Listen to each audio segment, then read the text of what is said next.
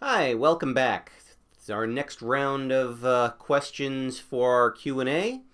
We're a little bit late this month. In part, one of the markets we serve is having a little bit of a problem that we needed to be on hand for our clients to take care of as quickly as possible.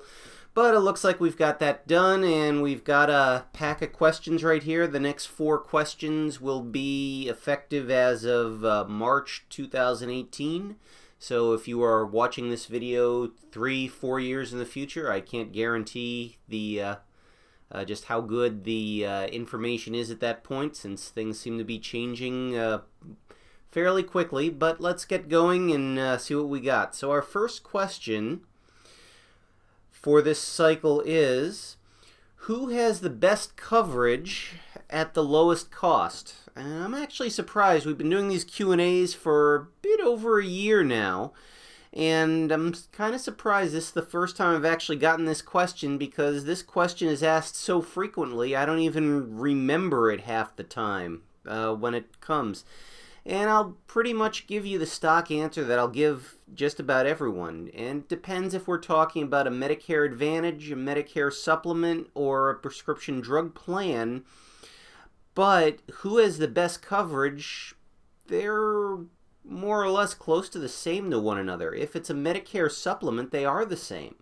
Every Medicare supplement, regardless of the name of the company on it, is going to give you a plan letter. And in the states that I work in, Ohio, West Virginia, Kentucky, and now Michigan, those plan letters are A, B, C, D, F, G, K, L, M, N.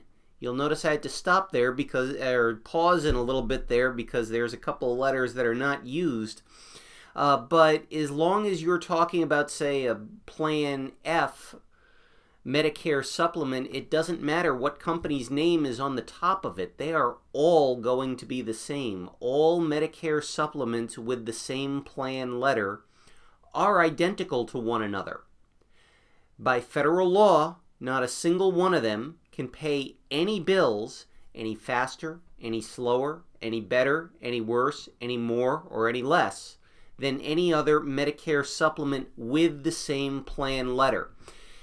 And before you start sending me comments or some other feedback, I know a guy, they say that this plan pays better, or I know somebody at a doctor's office, they say that plan pays better. I tell you, everybody's got a story. There's something everybody has seen, everybody's heard, or everybody has gotten from a guy who used to be the father's brother's sister's cousin's nephew's former roommate of another guy who has seen something where one company didn't pay the bill. I'm talking about the Medicare supplements here. Every Medicare supplement is the same. They're all going to pay the same bill, the same way, the same time, if you've got the same plan letter. The only difference between Medicare supplement companies, if you're looking at the same plan letter, is the price, which the price is going to vary from company to company, the price increase, which I'm going to give you my stock answer for that, which is past performance is not indicative of future results. If any of you deal with financial planners, you know exactly what that term means. If you don't deal with financial planners, what that means is the past price increase history is no indication that the price increases you get in the future will be the same. So if you get a company that has a very low price increase history in the past, that doesn't mean that you're not going to see any high price increases in the future. That has happened with just about every company I've seen, plus your definition of what a high price increase is could be different from the guy sitting next to you. So that is going to, price increase is going to be different. The price is going to be different. The other thing that's really going to be different is customer service. And I know I've said this before. If you deal with us, we're going to be your point of service customer service contact for as many companies as we possibly can. There's a few companies that we can't actually deal with, and I'm not going to specify them here, but when we sit down, If that becomes a company that you have an interest in, I will kind of warn you that, I feel it's my interpretation of our job is to be able to help you if you have questions, if you have problems. And there are just certain companies that do not allow us to do what I feel our job is. And then, the company I put my parents into, for example, they're the exact same supplement as every other supplement out there in terms of paying benefits, because they're all going to have the same plan letter. If they're in a plan F, all the plan Fs are the same. If they're in a plan G, all the plan Gs are the same. But I do have a couple of companies that go head over heels above and beyond in customer service. And that's customer service with me, or if you decide to bypass me, which is your right because it's your insurance, and you want to call into that company, they're going to be above exceptional for you as well. I've got maybe about 2 or 3 companies, one in particular, that I would say is just totally above the norm in customer service. They're exceptional in it. Now, that doesn't mean they're not going to do anything different, because remember, they're all going to pay the same claim. But in terms of accessibility, in terms of getting answers in a way you can understand, and for Pete's sake, getting answers promptly, there's a couple of companies that distinguish themselves above the others. But that's it. So in terms of best coverage, going back to the original question, what is the best coverage? You're going to be looking at your plan letter. They're all the same, so that doesn't really mean anything. Lowest cost, the premium is going to be very flexible. And by that I mean your lowest cost today is not going to be your lowest cost next month. These companies change prices. It's almost a race to the bottom in terms of how quickly a Medicare supplement is going to change their prices and how quickly a newer company is going to come out with these low prices. So what we try to do is we tell people, look, we're going to put you in a company that's reasonably priced, and we have faith that for a reasonable amount of time, they're going to remain a reasonably priced company. And if that sounds like an elusive answer, it's not. It's that my crystal ball is as good as your crystal ball, which means both of our crystal balls don't work. So I actually cannot predict the future. I don't know of any honest insurance broker who can predict the future. So all I can do is tell you my best confidence for the company and give you recommendations based on what I have seen in the past in terms of the company serving your claim needs when they come up. That's about as good as I can get. In terms of so that's first of all in terms of company when we're talking about supplement. They're all going to be the same. Now, in terms of which plan letter you want to go for, at the moment in 2018, everybody can get a Medicare Supplement Plan F, as in Frank. A Plan F covers all Medicare-approved expenses with no deductibles. That venue is going to be closed off to some people beginning the year 2020, but is still going to be available to others, at least as the rule is written right now.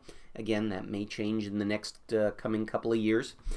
The Plan G is identical to the F, except the Plan G makes you pay the Medicare Part B deductible, which changes each year as well, but in exchange, usually there is a break in price.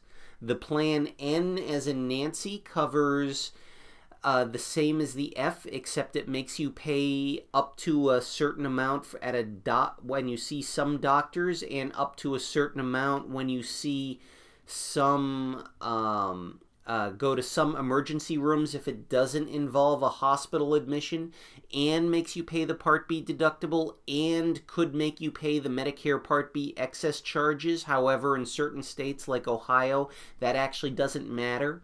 So some of these, but in exchange, that's going to be a little bit cheaper. So do you want more, is best for you a little bit less expensive in terms of premium, or is best for you a little bit more coverage for a little bit more premium? So that's all a little bit different. So what's the best coverage for you for the lowest cost? That's going to change based on what your needs are, and I'm going to find out. But if you just call me up on the phone and you say, give me the lowest cost Medicare supplement, I'm not going to do that. That because I don't know what you really need. When people say they want the lowest cost, what they really mean is they want to pay as little as possible while getting the most as possible. But what the most is for you may not be the same as what's most for someone else. So it is very important to actually sit down and talk with you, or at least talk to you on the phone, find out a little bit more about what your needs are. That's the Medicare supplement side. Now, the Advantage and the prescription drug plan, they're not going to take this much time to explain because they're a little bit more traditional in their offerings. So in prescription drug coverage, I'll kind of work backwards. In prescription drug coverage, the best coverage for you at the lowest cost is going to be the plan that's going to cover your drugs that year at the lowest cost. And what's the best plan for you that's going to cover your drugs at the lowest cost? We won't know until we get an idea of what your drugs are, where you want to go get them, and then kind of sit down and figure out how much you're going to have to pay for it. And Medicare actually provides a tool that we can use for doing that, and it'll show us every prescription drug plan. So what's the best coverage for you at the lowest cost is really going to be the one that's going to cover your drugs, period. And then work kind of backwards from there in terms of costs, because not every plan, or no plan, covers every prescription drug. Now, Medicare Advantage, first of all, has the same drug question in it, because with a few exceptions, most Medicare Advantage plans, you have to get their drug coverage. And like I say, there's some exceptions, and I know that, and we take those exceptions on an as they come up basis. But for the most part, you got to start with the drugs on there. So if your drugs are covered, that's the first thing we look at. The next thing we look at is your doctors covered.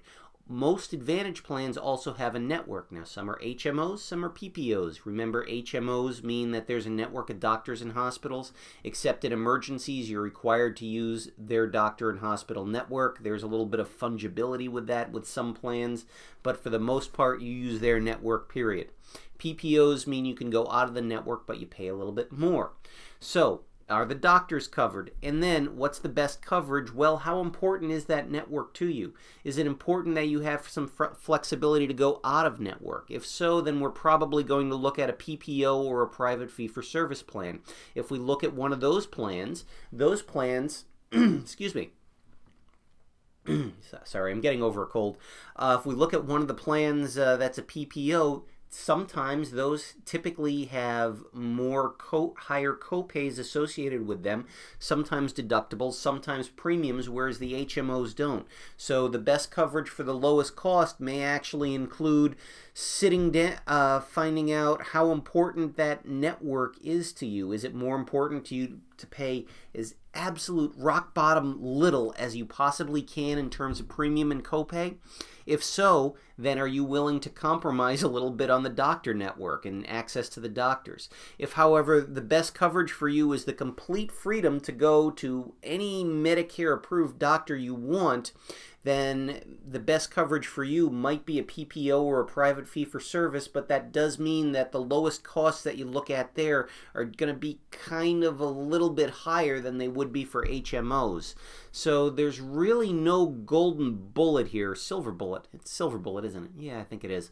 There's no silver bullet for this in terms of what's going to give me the biggest bang for the buck. The biggest bang for the buck is going to be how you want access to your health care, and what flexibility are you willing to have with the health insurance versus what flexibility or what costs are you willing to pay to have that. So I mean, a person that tells me they want to pay kind of as little as possible, but they absolutely need to have complete flexibility in terms of doctors, and they do a lot of travel. They go around, and if something comes up, if their doctor wants them to go out of state to go see the best person they have ever in the United States to get something that comes with them, I know right then and there, and by the way, that's not an exaggeration. Some people have actually told me that they want to have complete unrestricted access as long as that doctor takes Medicare.